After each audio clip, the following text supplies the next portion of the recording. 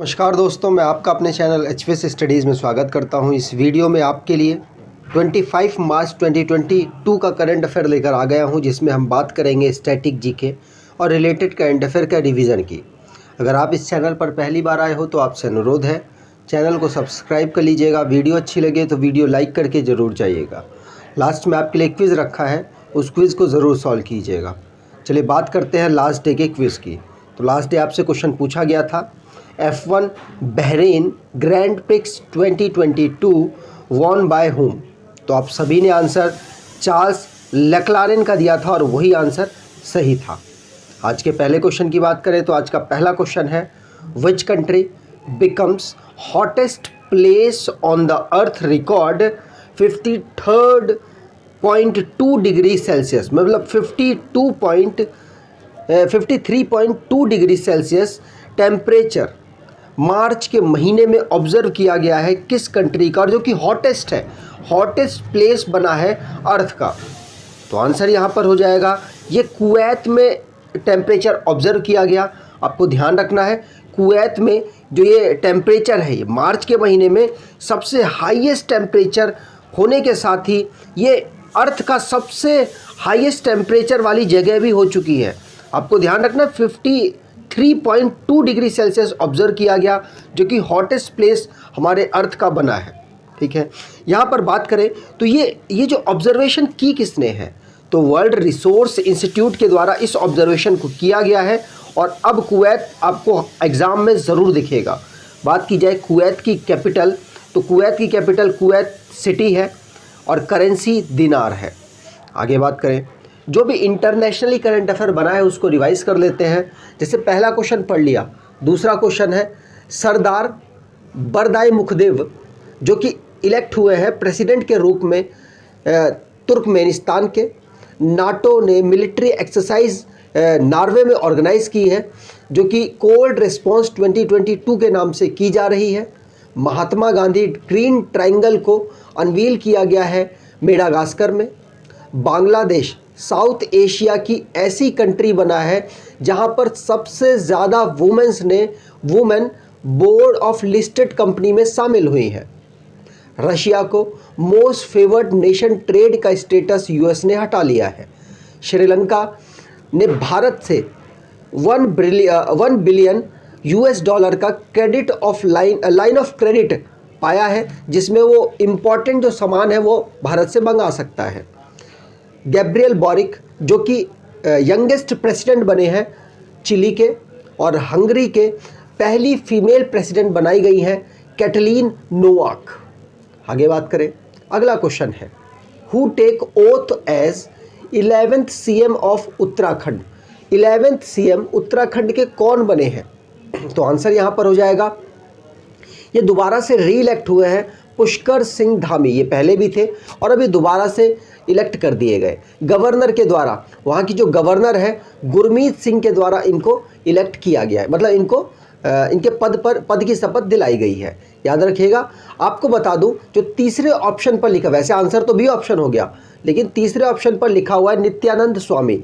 ये उत्तराखंड के पहले चीफ मिनिस्टर हैं। अब तो Pushkar Singh Dhami 11th chief minister बने हैं उत्तराखंड के, और लेफ्टिनेंट गवर्नर है लेफ्टिनेंट जनरल गुरमीत सिंह। इन्होंने इनको ओथ दिलाई है। आपको ध्यान रखना है, बीजेपी की सरकार थी पहले भी, और दोबारा से 70 मेंबर की जो इनकी 70 मेंबर्स का पूरा असेंबली है, उसमें 47 सीट जीतकर बीजेपी मेजॉरिटी में है, और उन्होंने अपना चीफ मिनिस्टर चुना है जो कि पुष्कर सिंह धामी है। 11वें नंबर के, याद रखना है। बात की जाए उत्तराखंड की, तो उत्तराखंड को फॉर्म किया गया था 9 नवंबर 2000 में। इसकी कैपिटल देहरादून विंटर की है और गैरसैंण समर की है। जो इनका हाई कोर्ट है वो नैनीताल में लोकेटेड है। गवर्नर गुरमीत सिंह है, chief minister same Pushkar Singh Dhami है, और चीफ जस्टिस राघवेंद्र सिंह चौहान है। असेंबली में 70 सीट्स, राज्यसभा में 3 सीट्स और लोकसभा में 5 सीट यहाँ पर आती हैं। नेशनल पार्क की बात की जाए तो Corbett national park, Gangotri national park, Govind national park, Nanda Devi national park, Rajaji national park, valley of flower national park यहाँ के नेशनल पार्क हैं। मैप पर देखें तो उत्तराखंड एक इंटरनेशनल बाउंड्री नेपाल के साथ लगाता है, माफ़ कीजिएगा, उत्तराखंड एक इंटरनेशनल बाउंड्री नेपाल के साथ और चाइना के साथ लगाता है। बात की जाए इंटरनल बाउंड्री की तो उत्तर प्रदेश, हरियाणा और हिमाचल प्रदेश के साथ इसकी इंटरनल बाउंड्री लगती है। आगे बात करें, अगर आप स्टैटिक जीके की ई बुक परचेज़ करना चाहते हैं तो आप 69 रुपीज़ देकर इस ई बुक को परचेज़ कर सकते हैं। डिस्क्रिप्शन बॉक्स में लिंक है, वहाँ से आप इसको परचेज़ कर पाएंगे। अगर आपको वीडियो अच्छी लग रही है तो शेयर ज़रूर कर दीजिएगा। चलिए बात करते हैं अगले क्वेश्चन की। तो IQ एयर ने 2021 की वर्ल्ड एयर क्वालिटी रिपोर्ट जारी की है, जिसमें which city world most polluted city, तो दुनिया में सबसे पॉल्यूटेड जो कैपिटल है वो कौन सी सिटी बनी है।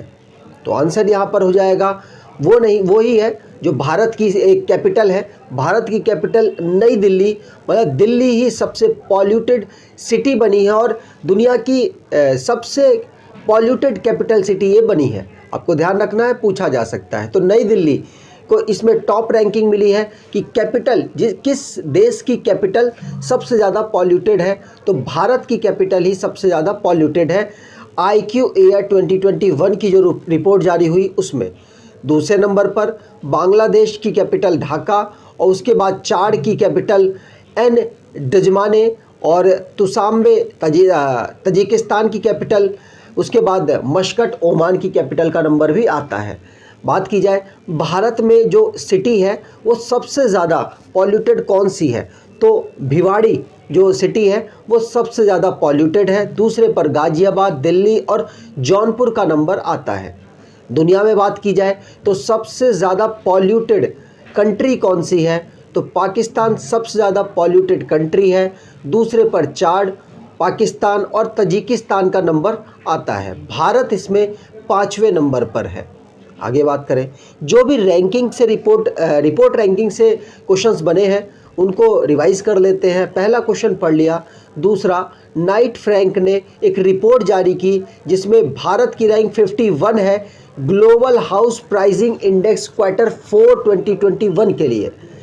यूनाइटेड नेशन ने वर्ल्ड हैप्पीनेस रिपोर्ट जारी की जिसमें भारत की रैंक 136 है। पिछले साल 139 थी और इस साल 136 है। डेलोइट ग्लोबल पावर रिटेल 2021 में रिलायंस रिटेल की रैंकिंग 56 रही, टॉप पर वॉलमार्ट रहा। हुरून ग्लोबल रिच लिस्ट 2022 जारी हुई जिसमें इलॉन मस्क टॉप पर रहे और मुकेश अंबानी 9th पोजीशन पर रहे।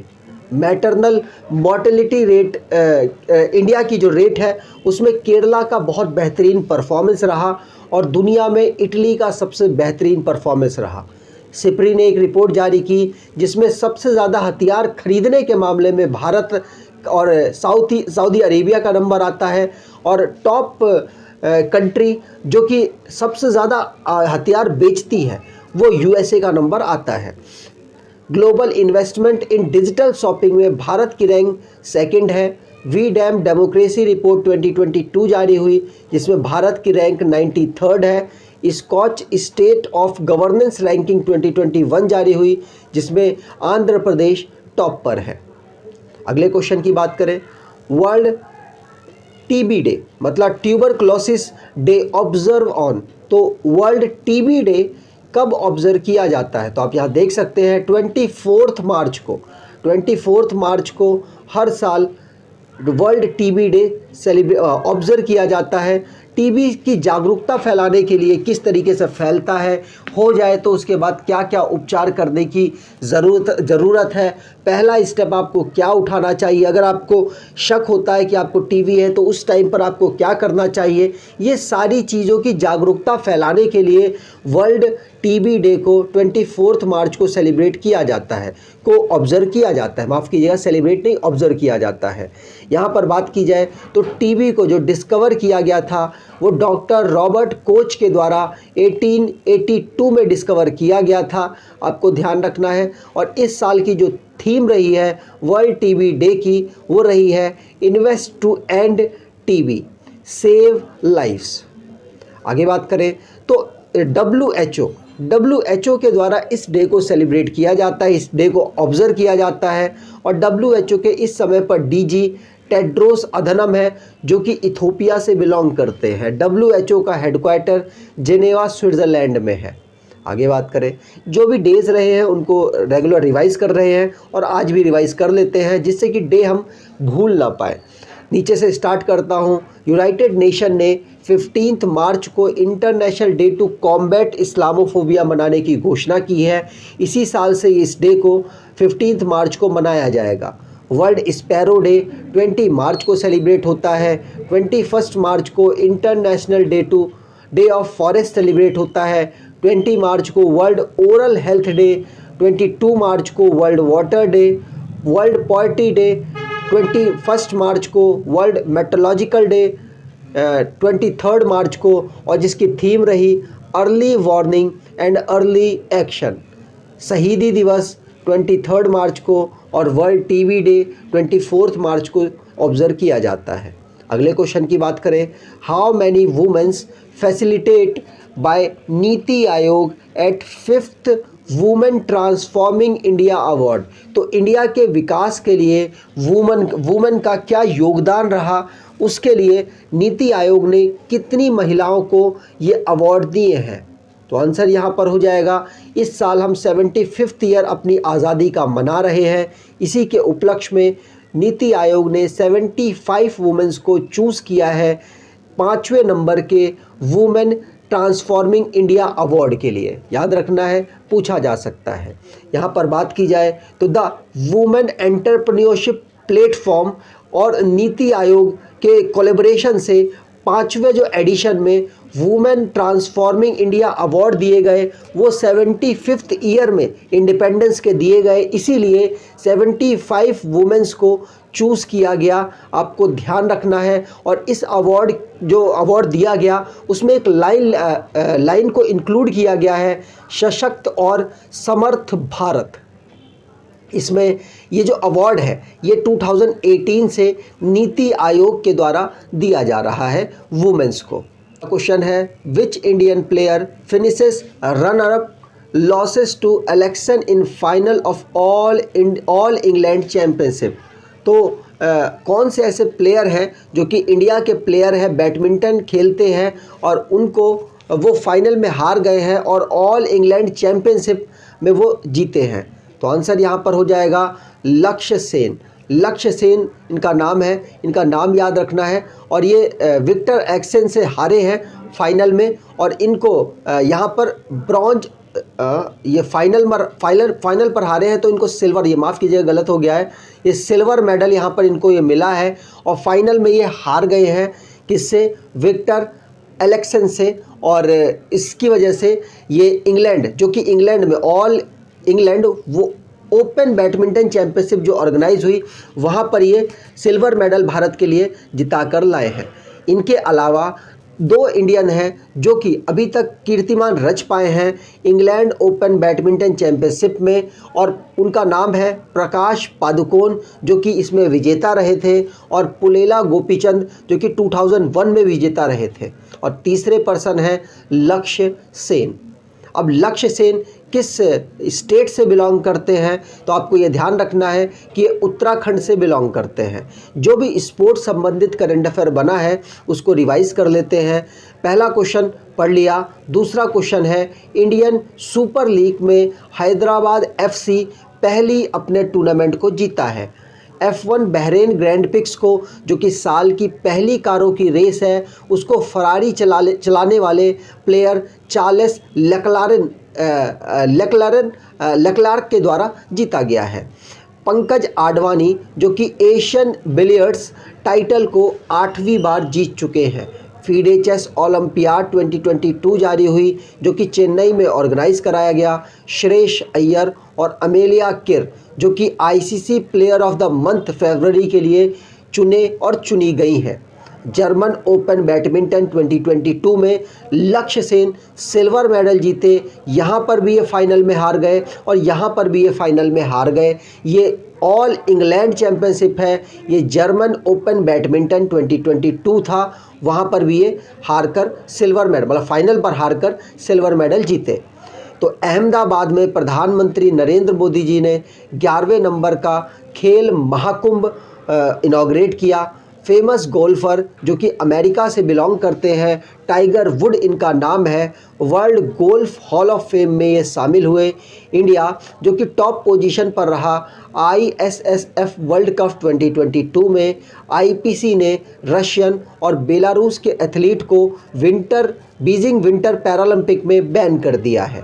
आगे बात करें, अगला क्वेश्चन है नरासिंगपेतई और नगेश्वर, ये पूरा एक ही नाम है, Narasingapettai Nageswaram got GI tag, geographical identification tag for which state. तो ये एक बांसुरी टाइप की आप कह सकते हैं, मतलब इंस्ट्रूमेंट है जो कि म्यूज़िक बजाने के काम आता है, और आप नीचे देख सकते हैं इसके फिगर। तो ये तमिलनाडु को इसका GI टैग मिला है। आपको ध्यान रखना है जो जियोग्राफिकल इंडिकेशन टैग है वो नरासिंगपतई नागेश्वरम को तमिलनाडु के लिए दिया गया है। आपको ये याद रखना है, पूछा जा सकता है आपसे। रेगुलर रिवीजन के माध्यम से आपको याद कराने की मैं कोशिश भी करूँगा। जो ये इंस्ट्रूमेंट है ये कुंभकोणम में बजाया जाता है, तो उसी के लिए GI टैग इनको मिला है। अगले क्वेश्चन की बात करें, world tennis number 1 player Ashleigh Barty announces retirement belong to which country. तो ये किस कंट्री से बिलोंग करती हैं और दुनिया की नंबर 1 वुमेन में बैडमिंटन कह रहा हूँ टेनिस की प्लेयर है।